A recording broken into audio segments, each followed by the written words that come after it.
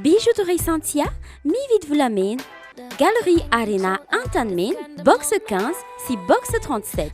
Misy iporimina doly zay ale andrangà tanantsirabe tamaga majoenga mpampianatra betraikefa satrara dokotera professeur magistrat investissez dans une valeur sûre. Uprime manolotra anao ny logité. Matezatol manolotra anao ireo entana azo antoka sy mora indrindra ho aminy tolondulé, galvabac, tuile siam amin'ny loko sy rehefa izay tiavanao azy. Matezatol ho amin'ny fanorenana maharitra sy mateza amin'ny vidiny tena mirary. 12 taona mihoatra ve ianao? Maniry ianao vaksiny miaro amin'ny coronavirus? Aza misalasala ary manatona avy hatrany ireo toerana voatokana anaovana vaksiny. Maimaimpona, tsy antery ary an-tsitrapony fanaovana vaksiny. 5G Batelma, des actualités uniques, dynamiques et renversantes dans le JT.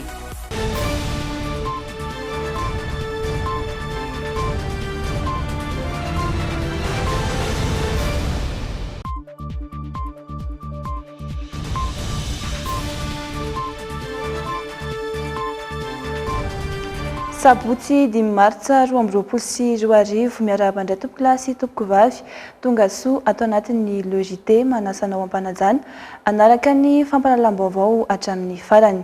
Indreto avy ary ireo lohatenim-baovao. Kampania ampitaterana roa ihany aloha hatretino nahazo alalana hitatitr'olona eto Madagasikara amin'izao fisokafan'ny sistany izao.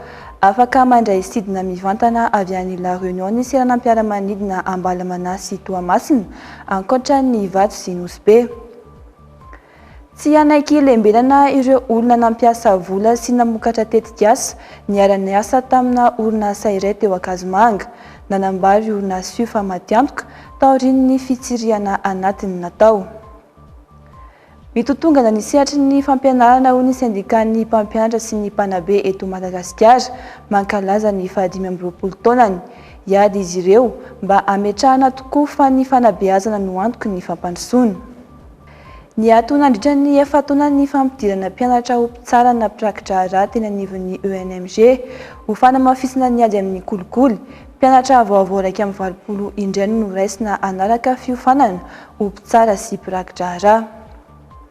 Lafin'ny fahasalamana nandavo olona 7 indray ny Covid-19 tao anatin'ny herinandro. Niena ny trangana Covid raha oharina tamin'ireo herinandro teo alohan'ny fanesy. Mitana lalana voalohany hatrany Analamanga amin'ny fahabetsahan'ny tranga voamarina. Toy ny mahazatra dia hanomboana ny fampahalalam-baovao ny Alaune.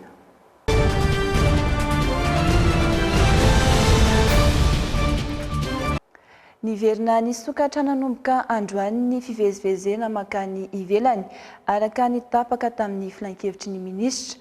Ankoatra ny seranam-piaramanidina Ivato sy Nosy dia iverina andray sidina mivantana avy any La Réunion koa ny seranam-piaramanidina Ambalamana sy Toamasina. Kampania ampitaterana roa ihany koa hatretino nahazo alalana hitatitra olona eto Madagasikara no tanana hatrany ireo fepetra sakana iadina amin'ny coronavirus. Fanadiadina iarana amin'ny Andrianandriamasy sy misy Salazavinjatovo. Seranam-piaramanidina 3 no voalazany fanapahana avy tamin'ny ministeran'ny fitaterana fa isokatra sy andraisan'ireo sidina raisam-pirenena amin'izao fiverenana fivezivezena makany ivelany izao. Ny seranam-piaramanidina Eretsi-Peneny Ivato sy ny seranam-piaramanidina Fasenina Nosy ary ny seranam-piaramanidina Ambalamana sy Toamasina. Ity farany izay naverina andray ny famivozana avy any La Réunion amin'ny alalan'ny kompania mpitaterana bakabaka Air Austral. Sidina indroa isan-kerinandro. Vol charter Neos Air ampitoerana Nosy amin'ny Italie kosa no ao amin'ny seranam-piaramanidina Fasenina amin'ny sidina indray mandeha isan-kerinandro anombaka ny volana Aprily avy izao. Mbola eo andalam-piresahana sy fandresen-dahatra kosa ireo kompania mpitaterana hafa. Mbola miantona koa ny sidiny Airlink mampitoena Antananarivo amin'ny Johannesburg, Afrika Atsimo, noho ny olana misy amin'ny firenena rotonta izay angatany kompania Airlink ny amahany izany. Tsy miova fa entitra hatrany ny fepetra sakana ara-pahasalamana iadina amin'ny fipariahana valanaretina Covid araka nambara ministeran'ny fitaterana hatrany. Tsy maintsy manana valina fitiliana mihiba tao anatin'ny 20 ora talohan'ny aingana ireo mpandeha. Nahavita famandriana alina 2 amin'ny hotely eto Madagasikara ka efa naloa vola ny alina iray farafaratsiny. Ary tsy maintsy mihiboka amin'ny hotely ankatoavin'ny ministeran'ny fahasalam-bahoaka mandra-piandry ny valina fitiliana mihiba indray. Azo heverina mbola misy tsy mikaretina coronavirus ho tafiditra eto amintsika ka mila mailo.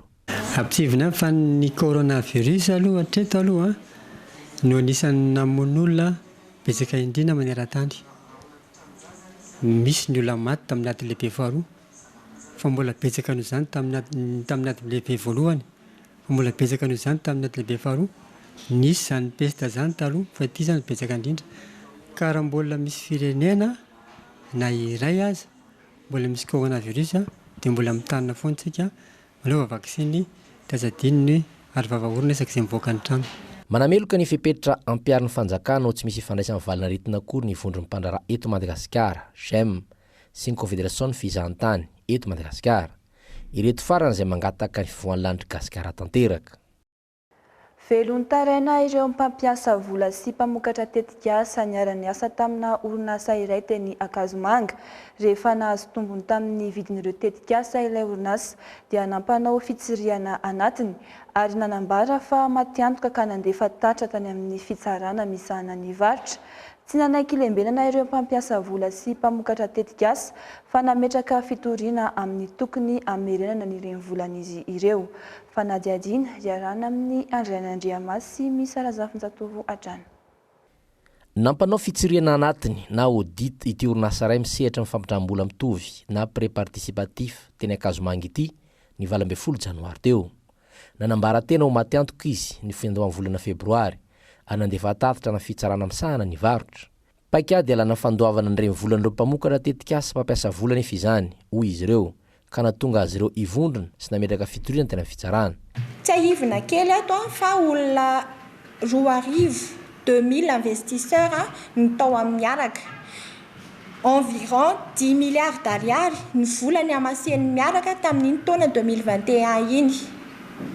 Amin'ireo investisseurs ireo dia betsaka amin'ireo no hoe ny ekonomia nandritry ny taona maro no narotsany tany. Betsaka amin'ireo misy hoe fiainana mihitsy ny trano, ny hypotekeny, inona izany rehetra izany. Ny antony mahatonga ny olona misafidy andeha hanao investissement tany dia satria hoe voalohany indrindra miaraka dia ny prône foana hoe soutenir ny entrepreneuriat malagasy. Faharoa rehefa jerena ny taux amin'ny maha pré-participatif l'établissement ambony kokoa noho ny banque ary vetivety kely dia efa mahazo intérêt ny olona. Misy ao mensuel, misy ao trimestriel. Ny olona zany mba manantena hoe mihodina vetivety ny volany. Ka rehefa tsy misy izay rehefa tsy tanteraka izay zavatra izay dia amputé tanteraka zany ilay olona amin'izao ny revenuany. Efa misy manque à gagner zany ilay olona. Vao maika moa zany ilay capital mihitsoka any. Dia tena sepotra tanteraka ilay olona hoe ahoana moa zany no ataony. Betsaka amin'ny investisseur mbola miandry hoe ohatry ny ahoana ny retour ny miaraka. Ny zava-misy nefany dia izay nambarako izay hoe rehefa statuen'ny tribunal fa fahita izy dia afaka tsy mandoa volandreo olona ireo. Voatery zany zahay amin'izao mampiantso ny investisseur rehetra tsakanavaka mba hamonjy anay. Misy fivoriana foana ataonay latsinainy, larobia, zoma amin'ny 5 sasany hariva ato amin'ny Tana Centre ato ambonin'ny Shoprite Analakely. Noho ny tolotra tsara nataon'ny orinasa ny naroboka andreo mpampiasa vola. Nahazo sy nomenany tombony araka ny fanarana ankamoron'izy ireo nandritra ny herintaona teo eo. Taorian'izay dia izao niditra tamin'ny paikady hialana ny famerenana an'ireny vola mpampiasa vola izao ity orinasa ity. Les dossiers araky ny nambarako teo anatrehan'ny tribunal de commerce dia mbola ao amin'ny chambre de conseil. Ny chambre de conseil zany manao étude amin'ny dossier io hoe ho rejetena sa ho acceptena les requêteny. Mahatoky izay ny fahendren'ny fitsarana satria dia fiainan'olona 2000 foyer en jeu ny amintsika miteny izao. Dia miandry zany izay hoe ohatry ny ahoana ny valiny avy any amin'ny chambre de conseil izay hivoaka atoato mety hoe dans 2 semaines eo maximum. En même temps zahay efa nanao requête au niveau du tribunal amin'ny resaka famerenana remboursement ny capital. Efa nanangony izay dossier, efa misy ny première vague. C'est regroupé comme 140 personnes à deuxième vague, comme 130 personnes, et va presque 300 ans, 250 à 300 ans, nous là, dia manentana ny hafa rehetra satria mbola betsaka ny tsy naheno nisy ihany ny fanentana nataonay tamin'ny Facebook nisy koa tamin'ny média anankiray fa mbola betsaka ny olona tsy au courant betsaka ny investisseur zany tsy mahafantatra hoe hay mila manao pression satria raha ohatra ka d'une manière volontaire tsy amerina mihitsy miaraka raha zao fandehan-javatra zao. Miantso anao mpampiasa vola atao amin'ny orinasa miaraka.com, mpampiasa vola sy mpamokatra tetikasa mba hivondrona hiary taky ny famerenana ny reny volany. Mivory intelo isan-kerinandro eny Analakely izy ireo. Iady ho an'ny fampianarana manomboka izao ny syndicat-ny mpampianatra sy mpanabe eto Madagasikara mitotongana ity sehatra ity anefa ny mpampianatra no maro anisa eto an-toerana. 20 taona ny joroana ny syndicat ary nahatsiaro fa natao ankilabao ny sehatry ny fampianarana nandritra izay. No marian'izy ireo tamin'ny fotoam-pivavahana teo anivon'ny FJKM Atsimo Mahamasina ity fankalazana ny jobily ity. Mitotongana ny sehatry ny fampianarana eto Madagasikara hoy ny Saint-Pama na ny syndicat-ny mpampianatra mpanabe eto Madagasikara. Zava-dehibe eo amin'ny sehatry ny fampianarana ny fijerena akaiky ireo mpampianatra sy ny mpanabe. Voasembatsemban'ny krizy ara-pahasalamana ny fampianarana eto amintsika hoy ny syndicat sy ny politikan'ny fanjakana tsy mari-pototra. Isan'ny lasibatra ihany koa ireo mpanabe. Raha ny toetry ny fampianarana sy fanabeazana tao anatin'izay 20 taona izay tsy ao amin'ny toerany mihitsy izy amin'izao fotoana izao fa tena mitotongana tanteraka ary tokony harenina. Resy lahatra amin'izany ny Saint-Pama ary tapa-kevitra fa hanova ny tantara. 20 taona ny joroana ny syndicat iady amin'izay ho an'ny fampianarana eto Madagasikara izy ireo ho an'ny 20 taona manaraka. Iady ihany koa ho an'ireo mpampianatra maro anisa eto amin'ny firenena. Zay ny maro anisa indrindra ka mahenika Madagasikara manontolo dia manomboka izao zahay dia ny teny manentana dia hoe tsy anaiky intsony isika no vato lampy lehibe sy mandondona ka ho tangena amborona fotsiny intsony. Hatramin'izay manko izay dia nanaiky izay zavatra rehetra natolotra nefa izao kosa dia iady izay anisan'ny mpandray anjara mavitrika amin'izany famolavolana ny resaka hoavin'ny fampianarana sy fanabeazana izany. Ary le nambarako teo ihany koa le tenin'ny Einstein manao hoe tsy ny mpanao ratsy akory no anapotika an'izao tontolo izao fa ireo izay mitaza-potsiny andry zareo manao zany asa ratsiny izany. Natomboka tamin'ny fanompoam-pivavahana ny taom-pankalazana ny 20 taona ny syndicat-ny mpampianatra mpanabe eto Madagasikara tetsy amin'ny FJKM Atsimo Mahamasina.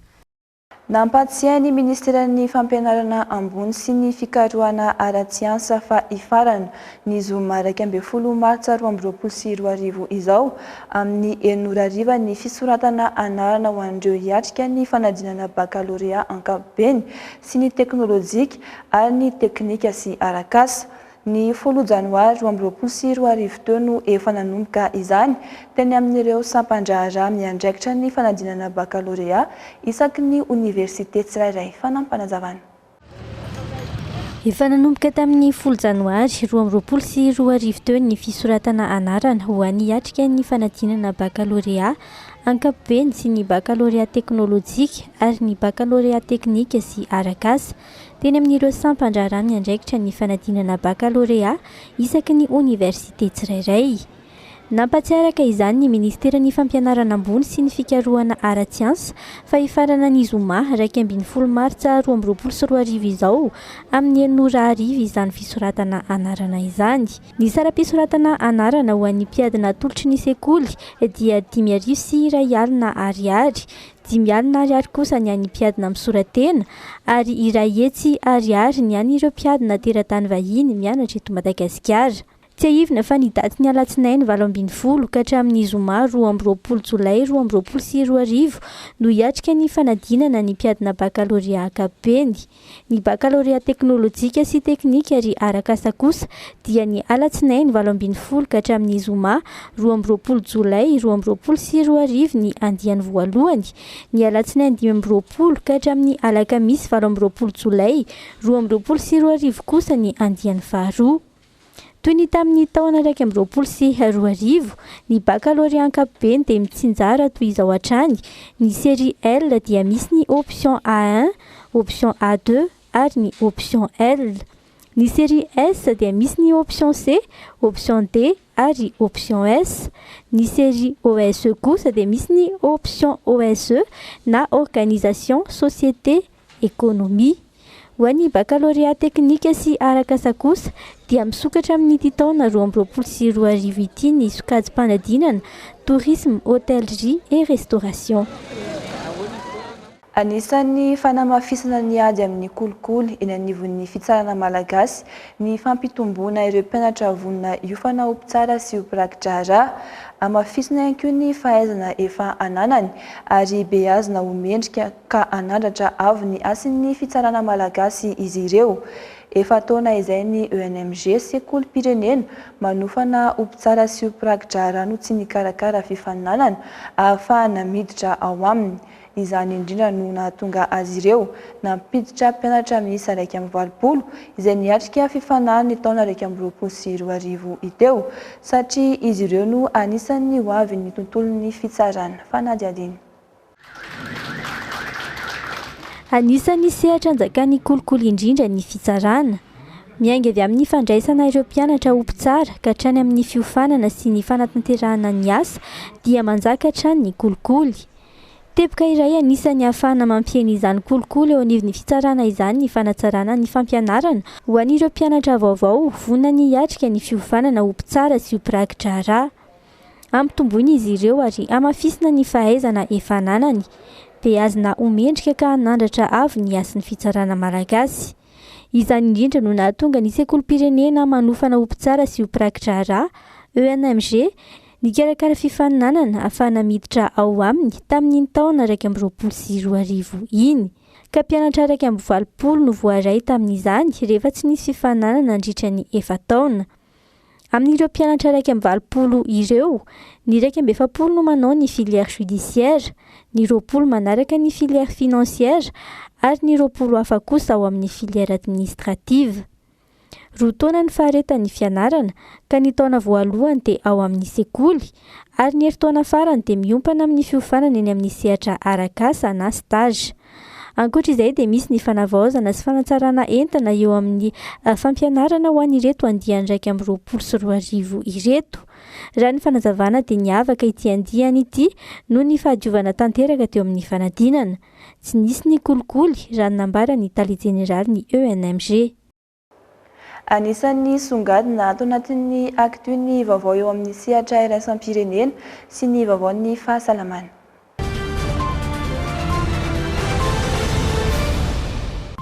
Miamanantona ny renivohitry Ukraine ny tafika Rosianina vonona amin'ny iarovana ny Kiev ireo mponina ny latsaka antsitrapo sy ny tafika.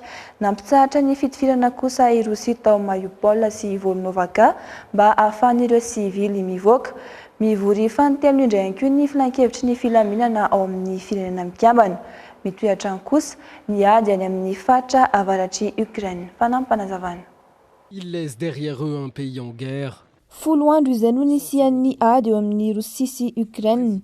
Mitohatra ny fandaroana bomba izay mitalika ny fitsoan'ireo Ukrainianina. Olona mahery iray faingo-tapitrisany no nitsoaka araka ny komisaria ambony eo anivon'ny firenena mikambana misahana ireo mpitsomponenana. Olona 5 alina sy 4 tsy mahery no noraisin'ny Pologne notsinain'ny filoham-pirenena polonais. Ahitana azy ireo ihany koa ao Slovakia, Romania, Allemagne ary Hongrie. Ao Ukraine, miamanantona ny renivohitra Ukrainianina i Kiev ny tafika Rosianina, mitandahatra ireo fiara mifono vy Rosianina. Efa niomana ary vonona ny hiatrika azy ireo ny tafika Ukrainianina sy ny mponina ny latsaka antsitrapo. Tsy nekeny ny vondrona Atlantika ny fampidirana ireo fiaramanidina Europeanina ao Ukraine araka ny fangatahan'ny Volodymyr Zelensky. Raisiny operatsy kombakomba amin'ny fandarofana bomba amin'ny Rosia ny OTAN, nanambary izy fa ireo olona rehetra ho faty manomboka izao dia noho ny fahalemen'ireo firenena tandrefana ireo. Etsy ankilany, nampitsahatra vonjimaka ny fitifirana tao Mariupol sy Volnovaka i Rosia ahafahan'ireo sivily mivoaka ampitoniana. ao Mariupol no misy nisy sambo lehibe ny Ukraine ahitana mponina 5 alina sy 4 mivory fantelony ihany koa amin'izao fotoana ny filan-kevitry ny filaminana eo anivon'ny firenena mikambana niopanan'ny fivinan'ny firetana goavana tao amin'ny fitoerana nokleary ukrainiana tao Zaporojia nanda ary nilaza fa tsy tompon'antoka tamin'izany i Rosia fa ireo ukrainiana no tondroany eo ambadika izany. Nanamarika ny zoma 4 marsa ny fihetsiketsehana tany amin'ny tanan-dehibe maro tao Eropa toy ny tao Paris, Francfort, Prague, Vienne, Vilnius ary tao Lisbonne. Ici à Francfort. Eo amin'izay lafim-baovao izay hatrany mitohy hatrany ny daroka bomba ataon'ny Rosia any Ukraine efa tafapaka amin'ny vahoaka sivily izany toy ny nitranga tany amin'ny faritra avaratry Kiev renivohitra miteraka fahasimbana trano izany ary misy sivily namoniany mihitsy nandritra ny fampitifiran'ny andany sy ny ankilan'ny talim-baovao. Les bombardements l'ont transpercé et coupé en deux. Nizara roa tanteraky ity trano be fonenana ny avaratry Kiev ity rotiky ny fipoahana bomba 10 farafahakeliny manamarika ny ady goavana izay tsy nitsitsy andreo sivily akory. Hitantsika antsara izao ity trano mirehitra izay voavy voadaroka bomba ity miezaka manavotra izay azo alaina ny tompony sy ireo manodidina akanjo fitaovana an-dakozia kivy tanteraky ity lehilahy ity. Je laisse ici toute ma vie. Toute ma vie est partie en flammes. Contrairement au premier jour, tamin'ny andro voalohany ady fa efa tafapaka any amin'ny sivily ny fahavoazana no daroan'ny Rusy ny bomba hatramin'ny sekoly fanabeazana fototra. Fanafihana totoafo amina tanàna maromaro Kharkiv, Mariupol, Borodianka ary Cherniv toeran'izay simba tanteraka rotiky ny bomba ny tanàna ray manontolo voafandrika sy tsy afa-miala amin'ny fampitifirana hatramin'ny sivily rotiky ny baly ity fiara ity ary maty tao anatiny lay raha matonitondra azy. criblé de balles, le corps de la conductrice tué sur le coup. Il y avait à peu près 30 militaires qui sont allés vers le centre du village et 70 autres vers les fermes collectives. Et là, la fusillade a commencé. Mandroso miady na manatona ny Kiev renivohitra ireo tafika Rusy any avaratra raha miazakazaka be izany any atsimo. Voadidina ny tanàna Mariupol ary azony tafika Rusy omaly koa ny tanàna ny Kherson. Nitsoka dolo ny mponina ary tsy misy mandehandeha intsony amin'ny arabe. La rue est quasi déserte. Il y a seulement quelques personnes amassées devant les épiceries. Sur la place centrale, tonga mizara sakafo ireo fiarabe any mpijery ny maolona. Akaiky kosa ireo vahoaka ukrainiana miezaka maneho ny alahelo sy ny atezerany amin'ireo tafika Rusy. Ukrainiens qui crient leur colère contre l'occupation. Miantso fanampiana ara olona avy aty Afrika mba anatevina ny tafika hiatrika ny ady amin'ny Rosia i Ukraine. Namoaka fanambarana mandray izay vonina ny ambasadin'ny Ukraine ao Senegal ka 4 no efa nisoratra anarana hatrin'ny omaly. Nanamelo koa izay fomba fiasa izay anefa ny fitondrana sénégalais. Fanampanazavana. De ces conditions de vie difficiles, cet homme n'en peut plus. Leo ny fiainany ratsy de ratsy ity lehilahy ity tapa-kevitra nirotsaka ny tsitrapo andeha hiady amin'ny Rosia any Ukraine hiaraka amin'ireo légion internationale. Ity ray mpianakaviana dia 20 taona mpanao trano mananjanaka eniny ity. J'ai pas de moyens. Donc c'est à cause de ça je les renvoie ses parents pour faire là-bas 2 mois ou 3 mois. Moi je vais essayer de travailler pour gagner quelque chose. Je vais travailler pour mon sire pour aider mes enfants. Nanambara ONG amin'ny vaditany isaka ny 2 volana izy nalefa nitsokana amin'ny ray aman-dreniny ny vadiny sy ny zanankely vao minoana. Noraisy no famonjena ny antso ny ambasadin'ny Ukraine ao Senegal ho an'izay vonina hirotsaka an-tsitrapo hiady ho any Ukraine. Tsy ara-bola ihany no antony fa ny fanohanany Zelensky manoloana ny Poutine izay raisy no manonitona ny filaminana maneran-tany. J'ai vu les images, donc en tant qu'un être humain, ça me fait mal. Parce que à cause de ça, c'est moi qui a pris le numéro de l'ambassade de l'Ukraine. Enina amby 30 euro namaly ny antso ny ambasadin'ny Ukraine ao Senegal. Antso izay tsy ankasitrahany fitondrana sénégalais. Namoaka fanambarana izy ireo ny alakamisy teo izay novakina tamin'ny fahitalavim-pirenena sénégalais.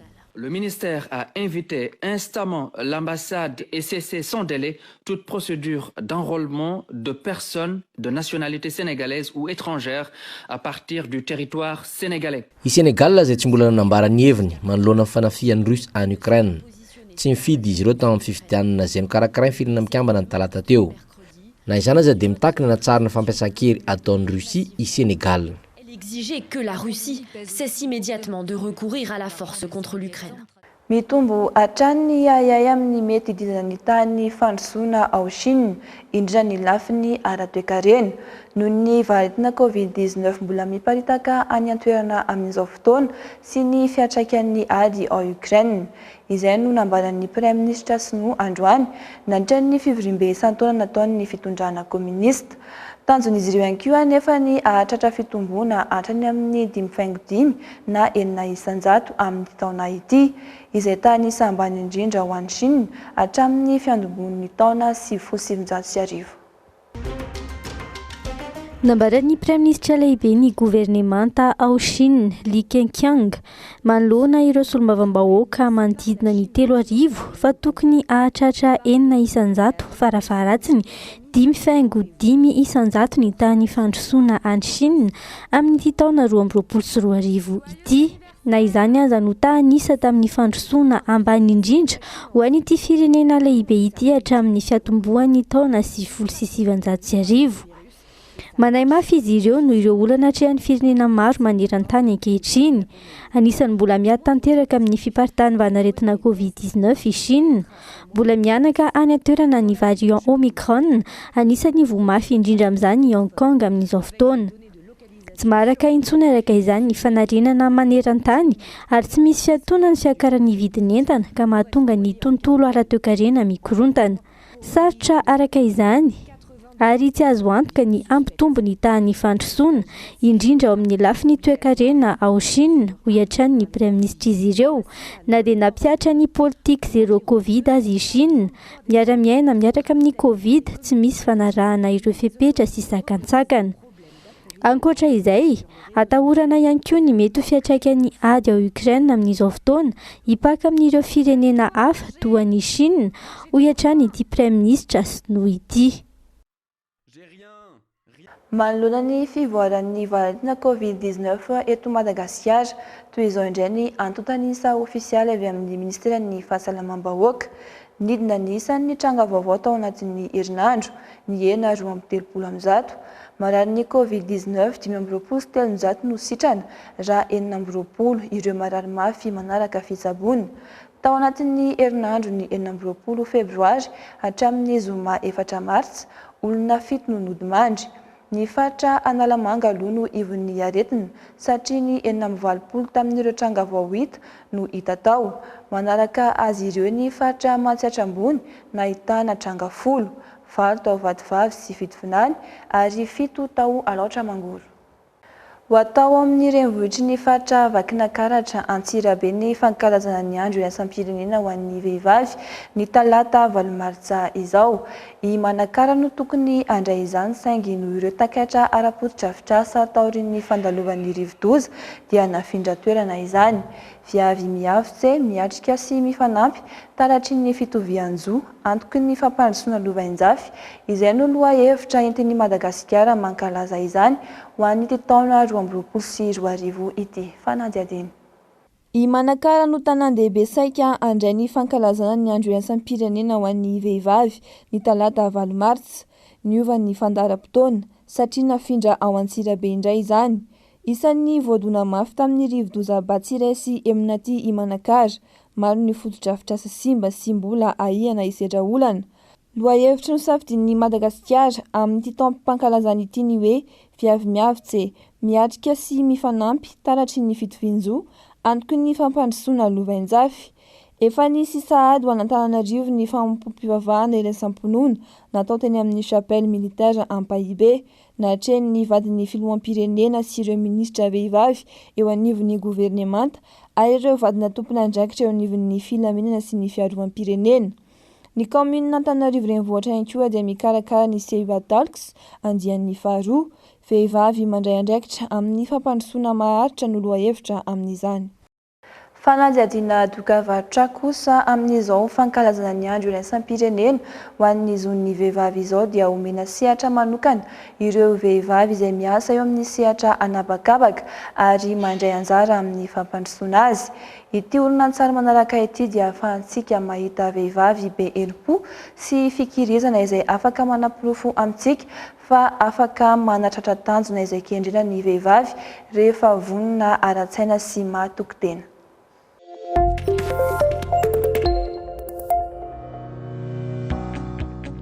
Maro dia maro tokoa ny dingana izay vao tonga amin'izao hoe toerana ma commandante compagnie de la gendarmerie à l'aéroport international d'Ivato. Izaho moa no vehivavy voalohany ato anatin'ny gendarmerie mitazona izay andraikitra izay. Ny asanay zany tena hoe mampandeha ny aéroport iray manontolo mihitsy. Nomboka fidirana ka hatrany amin'ny côté piste zany dia andraikitra daholo zany izay rehetrarehetra izay. Izaho vehivavy voalohany voatendry tatana sirana permanidin'ny Nosy. Anisan'ny andraikitra sahaniko miaraka amin'ny ekipa entiko ny fanaraha-maso sy ny fikarakarana ny foto-drafitr'asa, ny piste, ny aérocard sy ny tarmac araka ny fenitra iraisam-pirenena. Manao ny asa toy ny vehivavy rehetra fa rehefa any amin'ny asa kosa dia mipetraka amin'ny maha hoe lehibe ny vondron-tompom-paritry ny gendarmerie izay. Noho ny asa sahaniko fa indrindra koa marenay dia tena zava-dehibe ny fahaizana mandamina fotoanako ahafahako mikarakara sy miaraka amin'ny ankonako ary koa manatotosan'ny asako. Rehefa any an-trano tsy mieritreritra asa rehefa tia ampiasana zany dia miasa jusqu'à fin de vacation zany. Manana fahatokisana amin'ny tenanao, manana ihany koa tanjona amin'ny fiainana, viser l'excellence, izany hoe manao ny tsaratsara kokoa noho izay vitako androany. Nisakatsakana sinsikera misy foana fa mila faharetana sy fiaretana tiana tratra tanjona, aza mora kivy. Vavaka ianao zany iny voalohany iny tsy maintsy iny foana no entinao voalohany, tena ilaina be ny fatokisantena rehefa manao zavatra tiavina ny asa. Za zao 30 ans de service fa mbola vonona foana zao. Izao kosa isika dia naraka ny vinany mitotoetry ny andro an'ny rampitso alahady 9 martsa 2024.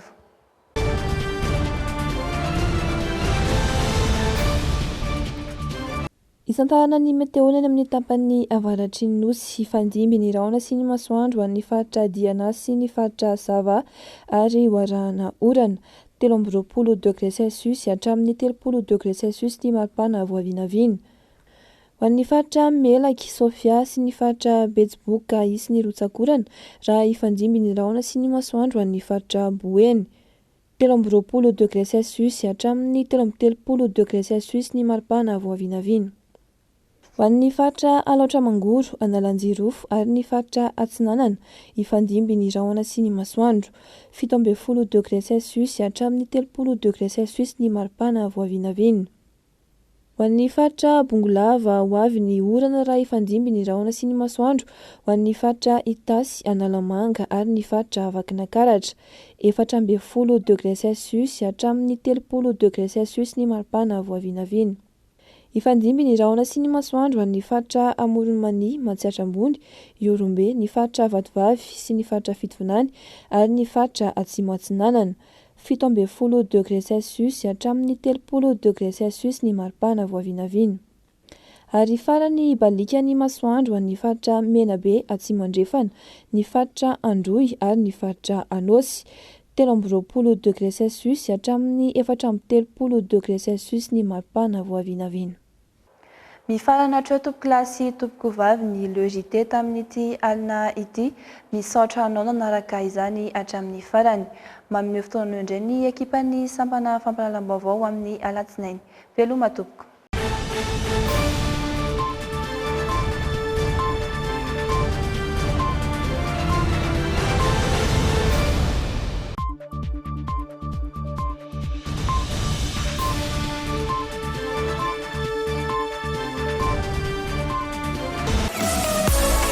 Battelma, des actualités uniques, dynamiques et renversantes dans le JT. Bijouterie Santia, mi-vite vous l'amène. Galerie Arena Antanmen, box 15, si box 37. Matezatol manolotra anao ireo entana azo antoka sy mora indrindra ho aminy. Tôle ondulé, galvabac, tuile siam, amin'ny loky sy rehefa izay itiavanao azy Matezatol ho amin'ny fanorenana maharitra sy mateza amin'ny vidiny tena mirary 20 taonany mihoatra ve ianao maniry ianao vaksiny miaro amin'ny coronavirus aza misalasala azy manatona avy hatrany ireo toerana voatokana anaovana vaksiny maimaim-pona tsy antery ary antsitrapony fanaovana vaksiny misy iporenina doly zay ale andrangà tanantsirabe tamaga majoenga mpampianatra betraikefa satrara dokotera professeur magistrat investissez dans une valeur sûre Ibrahim nanolotra anao teo ny le JT